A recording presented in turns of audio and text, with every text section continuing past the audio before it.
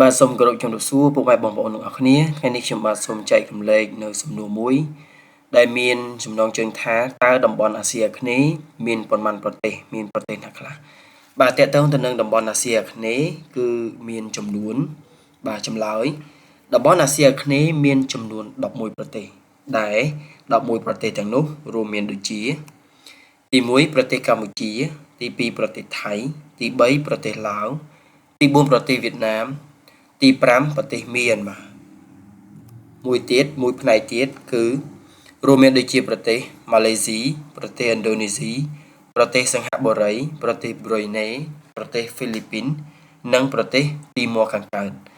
បាទនៅក្នុងស្លាយនេះគឺខ្ញុំបែងចែកជា2ពណ៌ដែលបែងចែកប្រទេសចំនួន2ពណ៌ពណ៌ទី1ដែលមានកម្ពុជាថៃឡាវវៀតណាម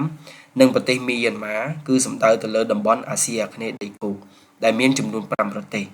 រីឯពណ៌ទឹកក្រូចវិញគឺជាប្រទេសនៅក្នុងតំបន់ដីកោះដែលរួមមានដូចជាប្រទេសម៉ាឡេស៊ីប្រទេសឥណ្ឌូនេស៊ីប្រទេសសិង្ហបុរីប្រទេសប្រ៊ុយណេប្រទេសហ្វីលីពីននិងប្រទេសទីម៉ូខាងកើតដែលសម្គាល់ថាជាប្រទេសដីកោះអញ្ចឹងសរុបរួមមកវិញតំបន់អាស៊ីអាគ្នេយ៍មានចំនួន11ប្រទេសរួមមានប្រទេសដីគោកចំនួន5មានកម្ពុជាថៃឡាវវៀតណាមនិងមីយ៉ាន់ម៉ារីឯប្រទេសដីកោះមានចំនួន6មានម៉ាឡេស៊ីឥណ្ឌូនេស៊ី